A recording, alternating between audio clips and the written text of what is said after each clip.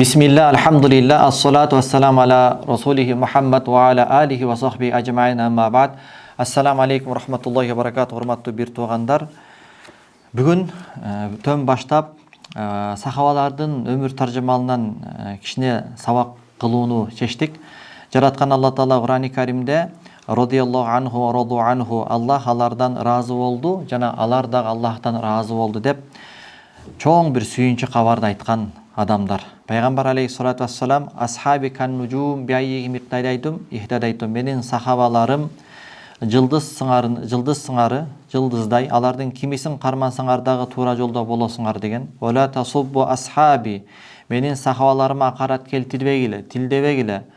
Силердин кимдир бирөөңөр Ухуд тоосуна барабар келген алтынды садака кылсаңар дагы сахабаларымдын бирөөсүнүн бир уч кылган садакасына ал жетпейт деген. Анткени себеби кыйын кезеңде, кыйын заманда пайгамбарыбыздын жанында болуп, бүтүндөй өмүрүн, малын, жанын пайгамбар үчүн, дин үчүн арнаган, ислам динине пайдабал түптөп кеткен, жалпы кыяматка чейин келчү мусулмандардын ибадаттары, жакшылыктары Пайгамбар алейхиссалату вассаламдын мандалла аля хойрин фалаху мислу ажри фаили, ким бир жакшылыкка далалат кылса, ошол жакшылыкты кылгандай соопко ээ болот деген хадистин сыры менен кыяматка чейин келе турган жалпы үммөттүн сооптору сахабаларга жетип турат. Мына ошол сахабалардын өмүр баянын окуш менен Алланын мээрими, рахматы түшөт, бизге бир үлгү, өрнөк болот. Ошого жеңил, оңой бир китепти тандадым. Доктор Абдуррахман Рофат Баша деген чоң бир аалымга таандык китеп.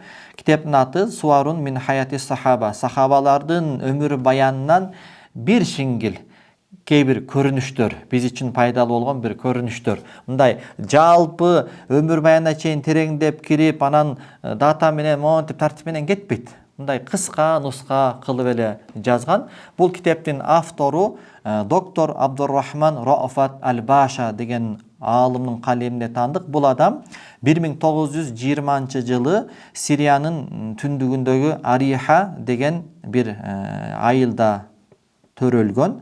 Соң ошол жерде эле илим алып, анан белгилүү ошол Сириядагы Азирети Халид ибн Валид көмүлгөн Алеппо деген шаар бар. Ошол шаарда эскиден келаткан бир медресе бар экен, Хусреви деген. Ошол медреседе окуп илим алып, анан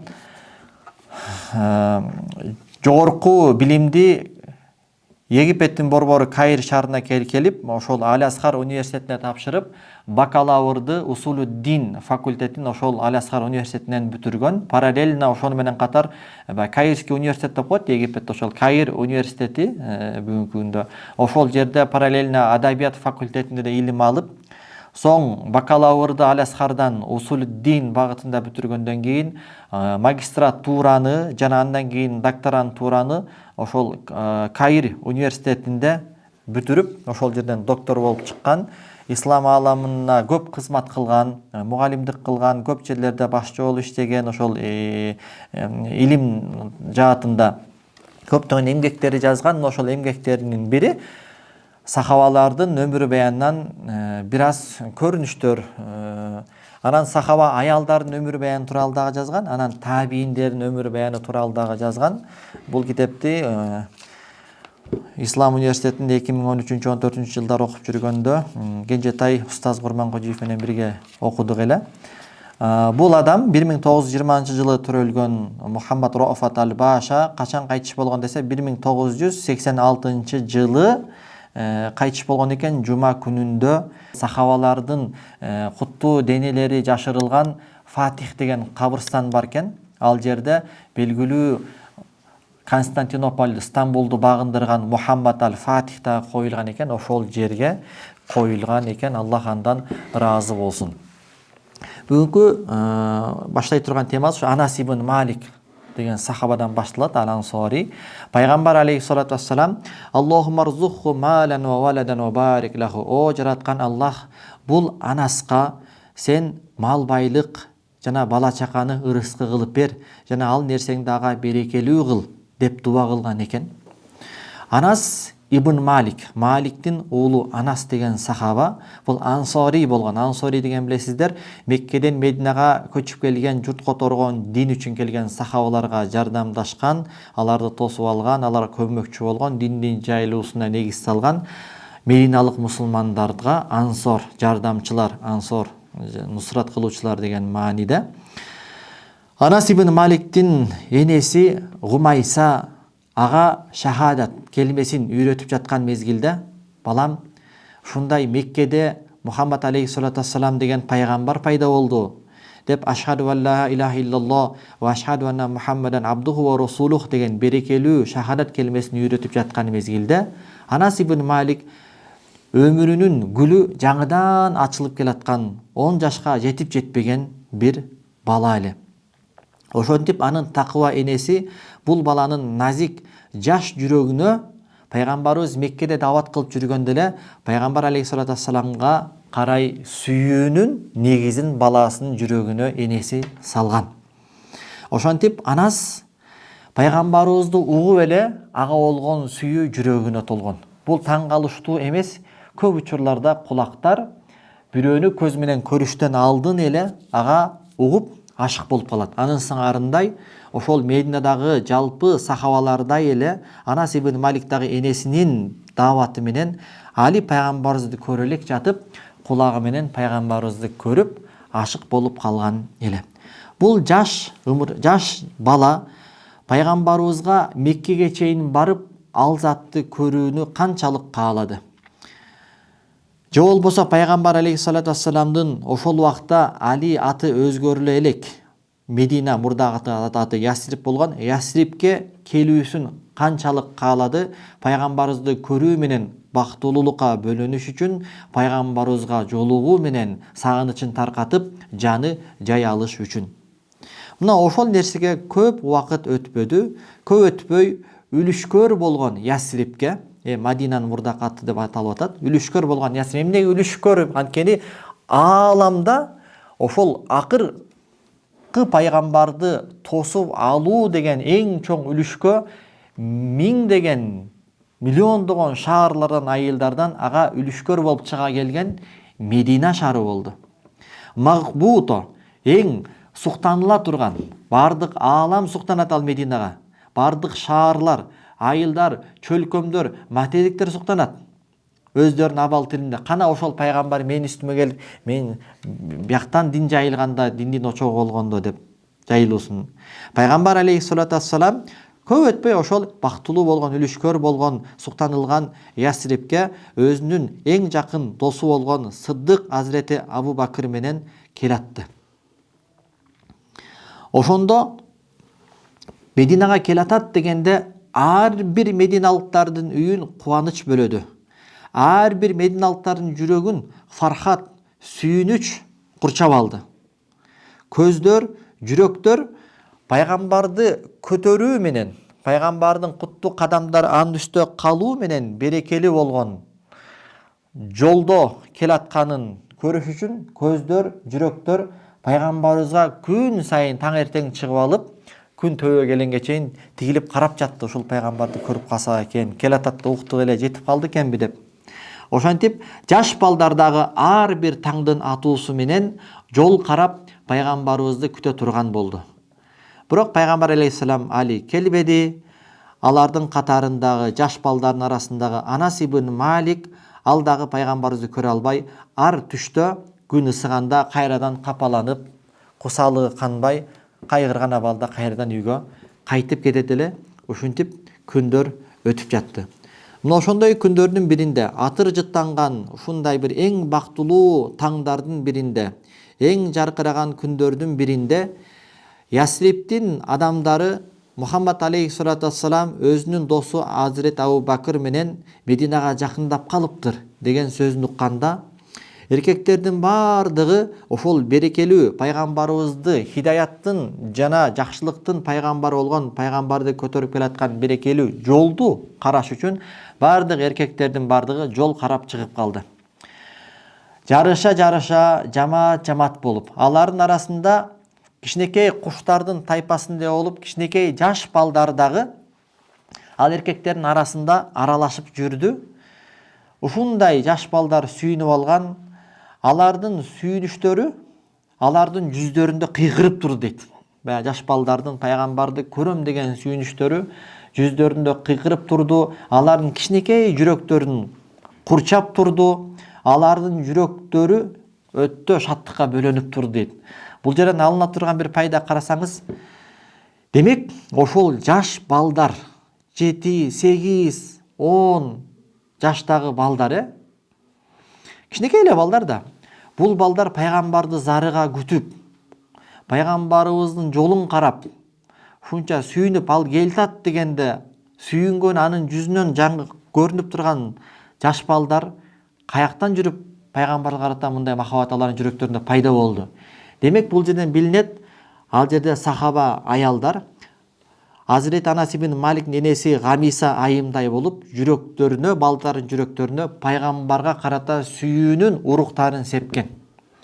Демек бизге сабак, биз дагы балдарыбызга улуу каармандарга карата сүйүүнү жүрөктөрүнө биз отургузушубуз керек. Пайгамбарга карата, сахабаларга карата, биздин кыргыздардагы баатырларга карата, кыргыз элин, казак элин жутчулуктан, ачарчылыктан куткарып калган Юсуп Абдурахманов, биздин эгемендүүлүгүбүздү түзгөн, аларга негиз салган Касым Тыныстанов, Абдыкерим Сыдыков сыяктуу чоң залкар ата бабаларыбызга, улуу заттарга карай сүйүүнү салышыбыз керек. Ошонун негизинде булардын жан дүйнөсү калыптанат. Келечекти көздөй өмүр өткөнчө ошонун негизинде кетишет.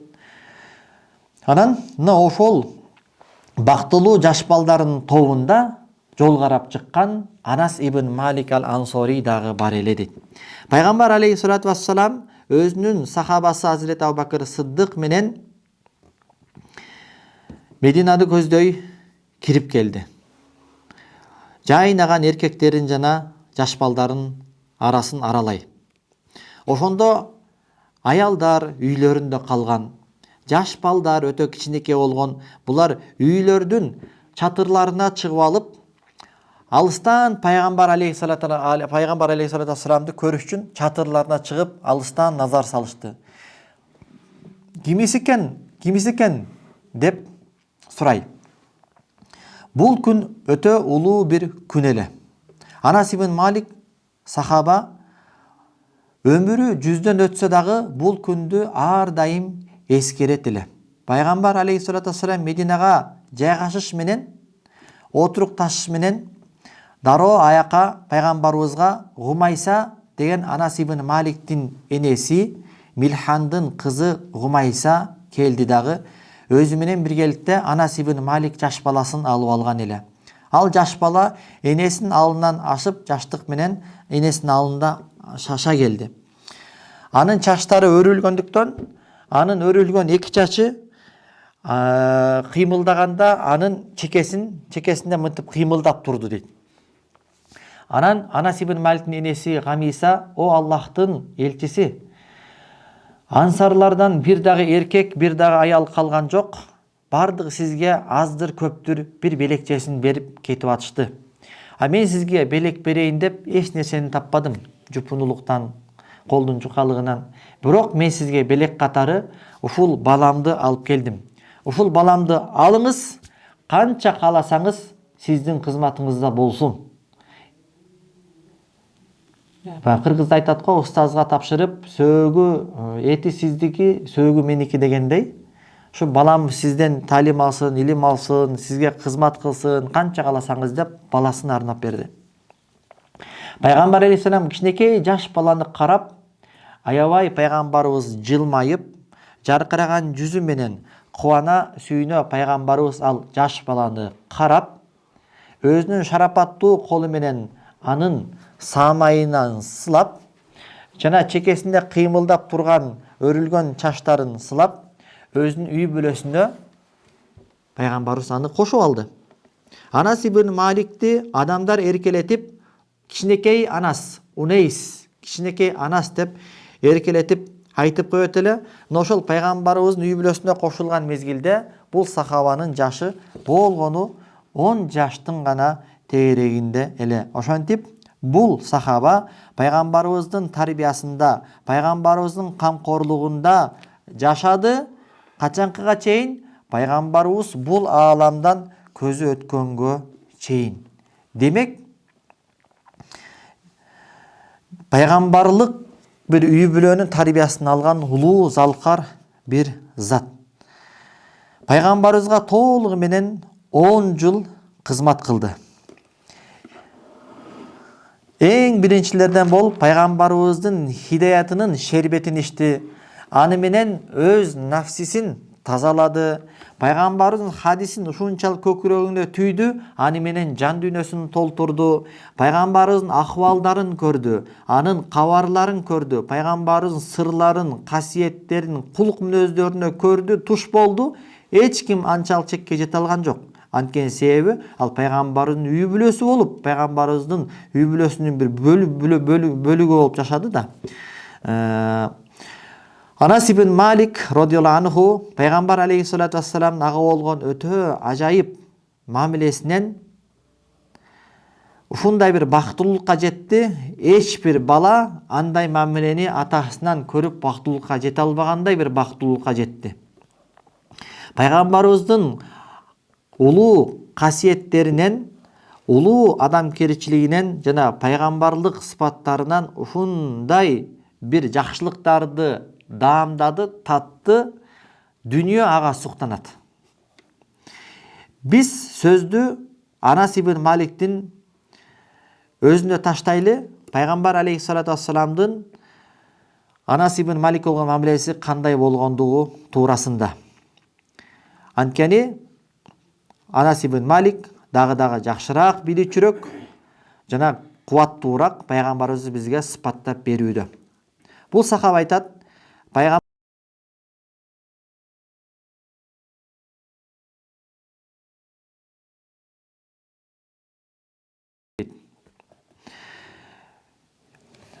өтө кеңпейил, өтө мээримдүү адам эле. Жана мындай кеңпейил эле, көл эле дейт. Ошол эле мезгилде Архабихим Содрон түз мааниде алып караганда төшү кең болгон, Шамаил Мухаммаден окуганда дагы кең төштү болгон. Өтмө маани алып караганда дагы ошол кең төшүнө жараша көл болгон, ошончолук берешем болгон, айкөл болгон, кечиримдүү болгон. Айтат, күндөрдүн бир күнүндө пайгамбар мени бир муктаждыкка жөнөттү дейт. Кичинекей баламын дейт, жөнөттү дейт. А менен чыгып эле ойноп жүргөн жаш балдарды көрүп базарда. Баягы пайгамбар айткан нерсени унутуп калып, баягы жаш балдар менен кошо ойноп кеттирмин дейт.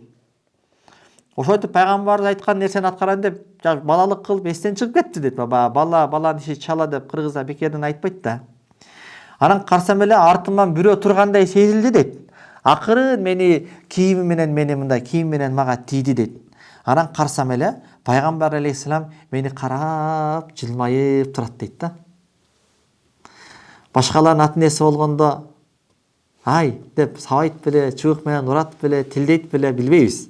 Бирок пайгамбарыбыз караңыз, бир буйрук берип жөнөткөн, бала унутуп калды, ойноп кетти, артында жылмайып турат дейт. Ана айтты дейт, я Унейс, кичинекей анасым менин. Азахабта хайсу амартук. Мен айткан жерге бардыңбы? Аткардыңбы жанакыны? Деп айтты дейт. Фартакапту ва култунам, мен болсо пайгамбарга карап, о я Расулалла, мына азыр баргантам дедим дейт да.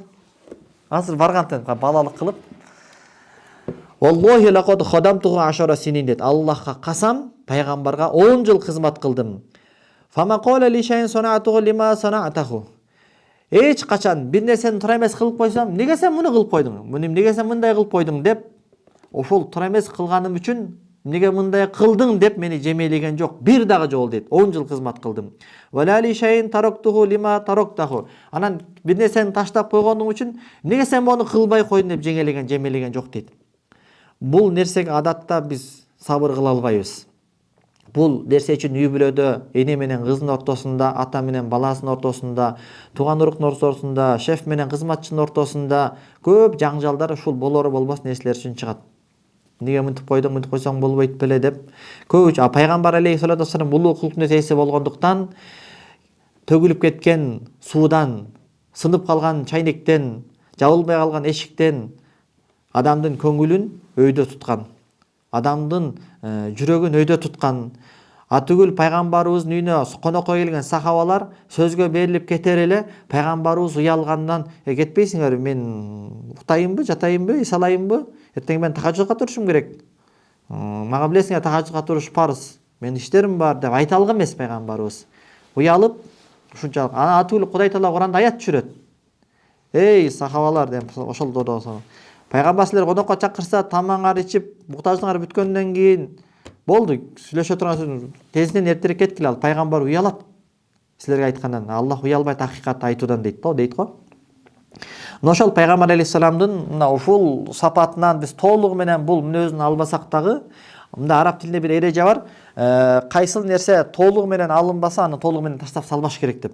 Мен пайгамбардай боло албайм деп туруп, бул мага не касается экен, бул мага байланышы жок деген болбойт. Канчалык аласак ушул сапаттан алып, майда чүйдө нерсе үчүн бирөөнүн көңүлүн калтырыштан биз арылышыбыз керек. Пайгамбар алейхиссалам качан анасы чакырганда эркелетип, эй кичинекей анасым менин, балакайым менин деп чакырат эле дейт. Пайгамбар алейхиссалам анаска көп насааттарын айтат эле, насааттар менен жүрөктөрүн толтурган, анын мээсин толтурган. Ошол насааттардын бири я буна ен кодартан тусбиха ва тумсия ва лайса фи qalbika ghishun li ahadin faf'al. Эй менин кичинекей балам, балакайым менин, эгерде сен мүмкүнчүлүгүң болсо, эртең менен таң атырганда жана кечкиргенде бирөөгө, эч кимге жүрөгүңдө кек сактабастан, бирөөгө тарынбастан, кек сактабастан, бирөөгө бир жаман ойлобостан таң атыра алсаң, кеч киргизе алсаң, ошонткин, анткени бул менин сүннөтүм дейт. Улуу сүннөт. Мындайга бейиштик адамдар гана ээ боло алат экен. Атүгүл билебиз, узун окуя, бир сахабаны пайгамбарыбыз бейиштик деген дарат алып, сакалы суу болуп, сакалынан суулар тамып, бут кийимин кирип, 2 күн 3 күн катары менен айтканда сахабалар артынан түшүп, изилдеп, аягында билип чыгат, көрсө ошол сахабанын сыпаты ушундай болгон экен. Эч качан жатаарда бирөө болгон кечиримин, кек сактоосун бардыгын токтотуп туруп, анан жатчы экен да. Алла разы болсун. Ошондой эле пайгамбарыбыздын ага берген насааттардын бири, я буная инна залика мин суннати ва ман ахия суннати факад ахаббани ва ман ахаббани кана маи фил жанна. О балакай, ошол таң атырганда кеч киргенде эчимге тарынбастан, кек сактоотан таң атырып кеч кирип алсаң, ошондой кылгын, анткени бул менин сүннөтүм. Ким менин сүннөтүмдү тирилтсе, ал мени жакшы көргөн болот. Ким мени жакшы көргөн болсо, мени менен бейиште биргеликте болот дейт. Бисмилла. Ошондой эле караңыз, бизге да өтө керектүү. Я буная иза дахалта аля ахлика фасаллим фаякун баракатун алейка ва аля ахли байтик. Эй балакайым, үйгө киргениңде үйдөгүлөргө салам айткын. Ассаламу алейкум деп салам айтып киргин. Ошондо сага жана сенин үй бүлөңгө береке болот деген экен. Анас ибн Малик пайгамбар алейхиссалам кайтыш болгондон кийин дагы 80 жылдан ашуун жашады. Анын аралыгында жүрөктөрдү илимге толтурду, акылдарды, жүрөктөрдү нурга, акылдарды фых илимине толтурду. Пайгамбарыбыз өткөндөн кийин 80 жылдан көбүрөөк жашады. Сахабаларга илим берди, табииндерге илим берди. Пайгамбардын сөзүн жеткирди, пайгамбардын иш-аракетин жеткизди. Ошентип бул узун өмүрүндө мусулмандарга илим таркаткан бир борбор, илим таркаткан бир уюл, бир булак болуп калды. Сахабалар качан аларга бир иш мүшкүл болуп, бир ишти чече албай калса, табииндер, кичик сахабалар, улуу табииндер, кичи табииндер Анас ибн Маликке келишет эле. Анас ибн Малик алардын таяна турган тоосу эле. Аларга бир нерсе түшүнүксүз болгондо Анас ибн Маликке келип, андан өкүмүн билип, өздөрүнүн диний муктаждыктарын чечип кетет эле. Күндөрдүн бир күнүндө Анас ибн Маликке кээ бир адамдар келип талашып калышты. Алар пайгамбарыбыздын хаузасы, пайгамбарыбыздын хауз деп коет. Каусар бул белгилүү. Анан Каусардан тышкары хауза деп коет. Хауз деген бул көлмө деп коет. Мисалы, эгер жаңылбасам, Тахавия берген шархында Абдулфаттах Саид Фуда хафизахулла өзүнүн фикхлаг ошол 2 томдук шархында Каусар менен хауздун эмне айырмасы бар десе, Каусар бул бейиште болот. Хауз болсо анын филиалы дейт. Бул махшар майданында болот дейт. бейиштин бир филиалы Махшар майданда болот. Махшар майданда ичкен мусулман бейишке киргенге чейин суу сабайт дейт да. Мына ошол хауз тууралуу талашып калган экен. Анас ибн Малик аларды көрүп айткан экен: мен силерге окшоп пайгамбарыбыздын хаузу тууралуу дагы талашып кала турган адамдарды көрөм деп ойлогон эмесмин, күткөн эмесмин дейт. Жүздөн ашуун жашка жетти да. Ушул жашка жеткенимче канчалаган сахабалар менин артымда калды, эми көз өтүп кетти бул дүйнөдөн. Алардын бирөөсү дагы жок эле дейт. Пайгамбарыбыздын хаузасынан суу ичип калайын, чаңкам кансын деп ошол бакытка жетүүгө дуа кылбаган бир сахаба жок эле. Анан силер кантип бул маселеде талашып атасыңар деп таң калган экен да. Анас ибн Малик пайгамбар алейхиссалату вассаламды ар дайым эстеп жана эскерип жашайт эле дейт. Пайгамбарыбыз келген күнү ал өтө кубанычтуу. Пайгамбарыбызды эстегенде, келген күн эстегенде өтө кубанып кетет эле дейт. Ал эми кайтыш болгон күн эстегенде жүздөрүнөн жашым агып кетет эле.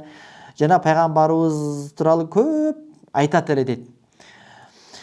Анан пайгамбарыбыздын кыймыл аракеттерин жүзмө жүз ээрчийт эле, анын сөздөрүн дагы иш жүзүндө өтөйт эле. Пайгамбар жакшы көргөндү жакшы көрөт эле, жаман көргөндү жаман көрөт эле.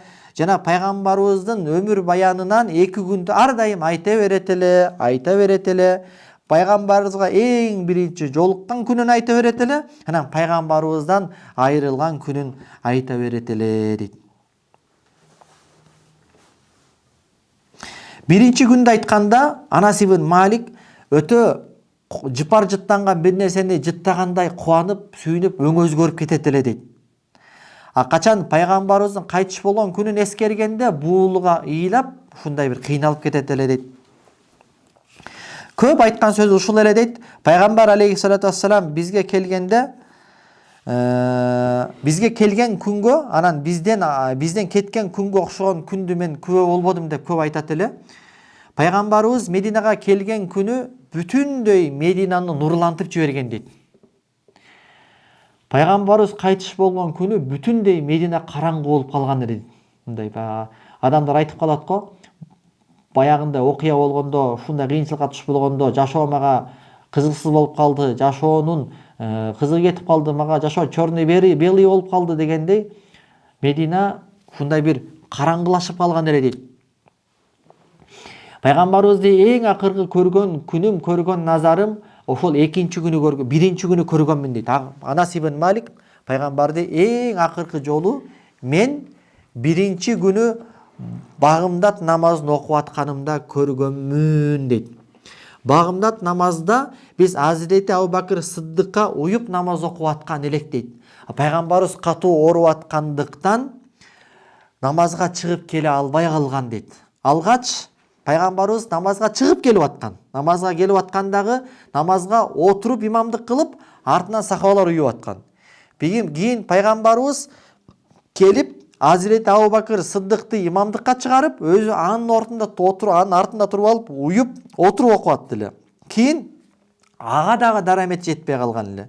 Анан биринчи күнү багымдат намазын окуп атканда, биз намаз окуп аткан жер менен капталда турган эшиктен парда ачылды дейт. Ошол парда ачылганда пайгамбарыбыздын жүзү Куран барагындай апапака эле дейт. Баягы намаз окуп аткан жер жаркырап кетти дейт. Азирети Абу Бакыр сахабалар намазын бузууе жаздады дейт. Ал эми Азирети Абу Бакыр Сыддык намазыңар бекем болла дегенде ишара кыл дейт. Пайгамбарыбыз сахабалардын өз алдынча Азирети Абу Бакыр Сыддыкка уюп намаз окуп атканын көрүп, эң биринчи жолу пайгамбарыбыз өтө кубанып, өтө сүйүнгөн дейт. Бул окуяны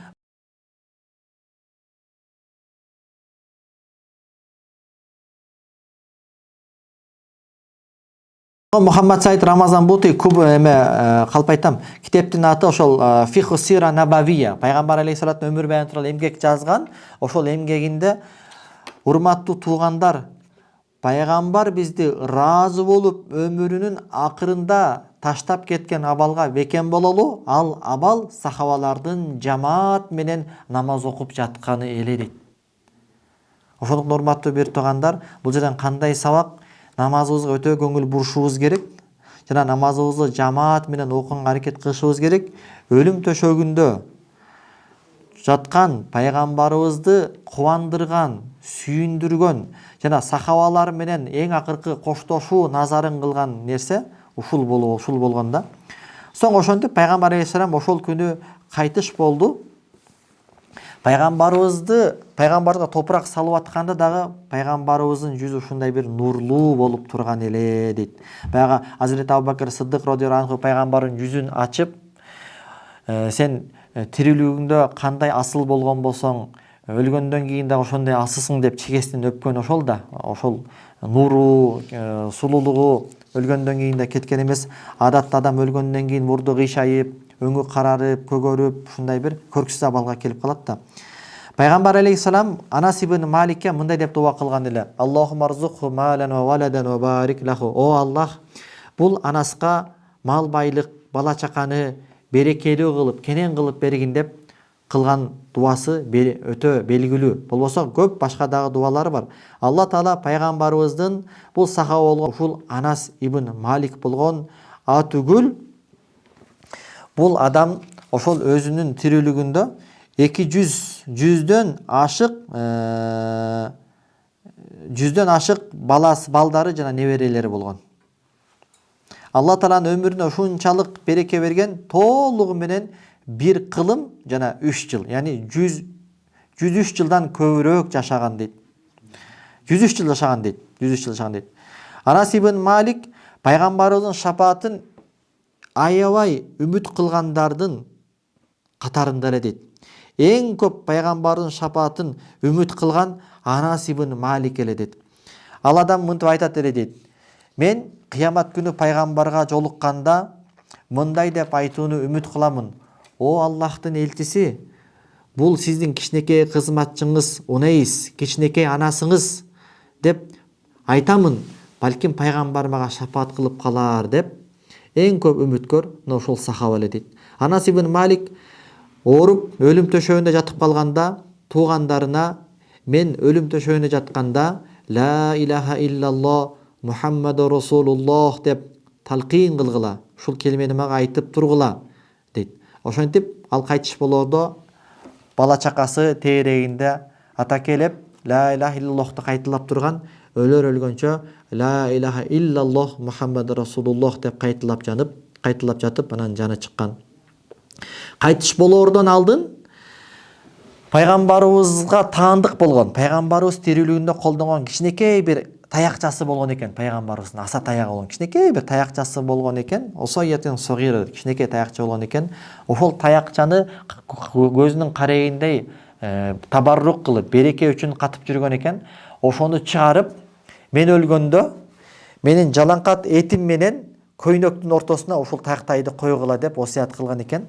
Айткандай эле ошол пайгамбарыбыздын берекелүү таягын таберик үчүн анын жалаңкат эти менен камис көйнөгүнүн ортосуна кошо кепиндеп көмүшкөн экен. Анас ибн Маликке Кудай Тааланын мынчалык мол жакшылыкты бергени куттуу болсун. Чындап бул сахаба улуу пайгамбардын тарбиясында, анын кызматында толугу менен 10 жыл болду жана ал куттуу заттын хадисин риваят кылуучулардын 3-чүсү эле дейт. Эң биринчи көп хадис риваят кылган Азирет Абу Хурайра болгон, андан кийин Умардын уулу Абдулла ибн Умар болгон, андан кийинки эле катарда Анас ибн Малик ислам ааламына пайгамбарыбыздын хадисин тартуулап кеткен. Аллах Таала бул сахабага жана ага мыкты тарбия берген энеси Гумайсага жалпы мусулмандардын атынан жана исламдын атынан толук сыйлыгын берсин. Субханакаллаху ва бихамдик, ашхаду ан ла илаха илля анта астагфирука ва атубу илейк. Алла разы болсун.